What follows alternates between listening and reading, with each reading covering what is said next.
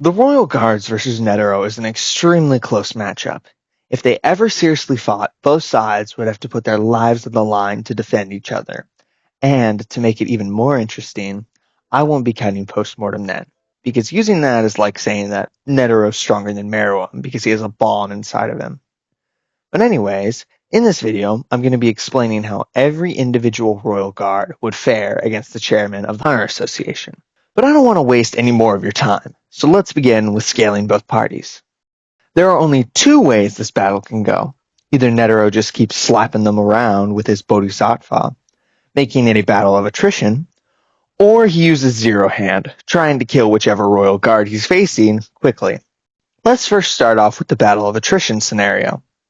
When Netero first sees Pito, he says that she would defeat him.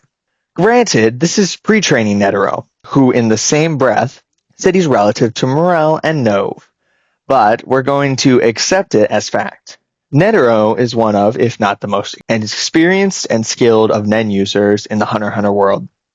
So he was likely referring to Pito having more total aura reserves.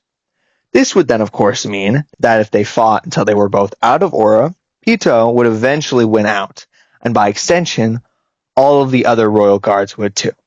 However, if we take into account that Netero went through some extreme training, this idea becomes less credible.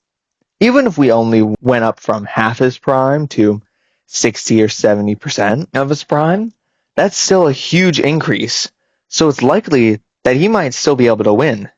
However, because we can't say for certain how much stronger Netero becomes, I will not be taking this into account, along with the fact Netero would likely just use Zero Hand. So in this scenario where Netero uses Zero Hand, could he kill the Royal Guards with it? I don't think so, barring one of them. And the reason for this is because of Adult Gon.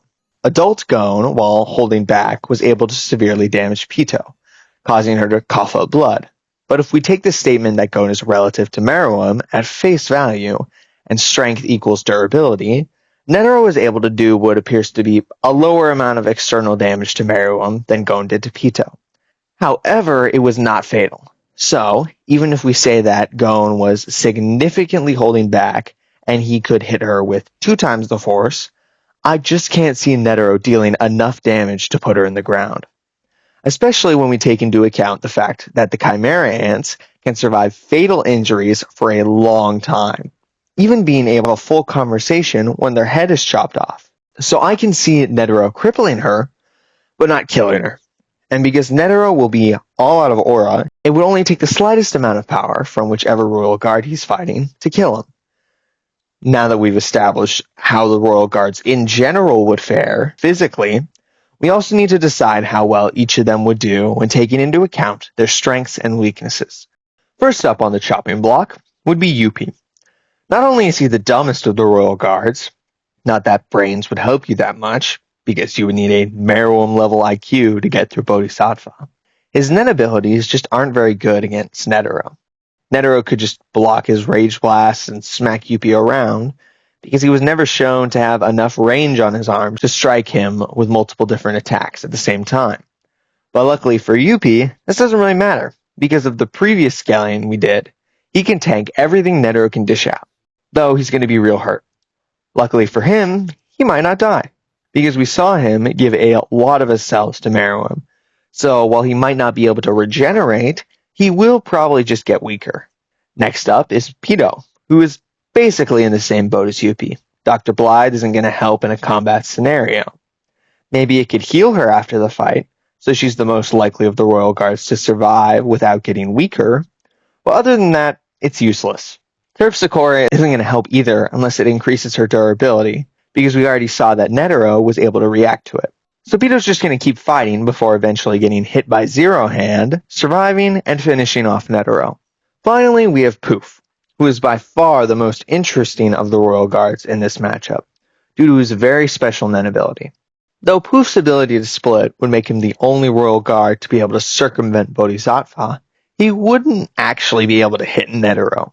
The reason I say this is because it would take time for Poof to rematerialize and become strong enough to do damage to Netero. This would then give him plenty of time to counterattack, considering that Meruem, who is much faster than Poof, got within a foot of Netero, yet he was still able to prey and catch Meruem, meaning Poof stands no chance of hitting him, though he's definitely gotten the closest. But here's where Poof's downsides start to show. He is by far the weakest of the royal guards and has shown an extreme weakness to attacks that burn him. To show just how much a gap there is between Poof and the royal guards, at least when it comes to energy-based attacks, Yuppie was able to take multiple strikes from Godspeed Killua with minimal damage, while Killua was able to casually burn through Poof's cells, meaning that Netero's Zero Hand, which is a giant laser, should be able to kill Poof pretty easily. That is, if Netero can land it. The second Poof rematerializes, Netero can catch him and kill him. But if Poof leaves his main body out of the confrontation, playing it safe, Netero would be at Poof's mercy after he expends his aura reserves. However, I am more inclined to give the win to Netero because I think Poof would either greatly underestimate this lowly human and would not leave his main body out of it, or he would, but he would keep it nearby, and the blast radius is so large and Poof is so weak to this type of attack, I just don't see Poof surviving against Netero. So that means the Royal Guards have 2 wins, while Netero has 1. However, both of these matchups are close. For example, if you think Netero's Zero Hand is stronger than I thought it was, I can see Netero getting all 3 of these wins. But still, it's a close battle for all sides. Speaking of battles, make sure to battle me in the comments if you disagree with anything I said. Also, be sure to comment any future video ideas you might have. Leave a like and subscribe if you feel like it. But other than that, I hope you have a wonderful day. Bye-bye.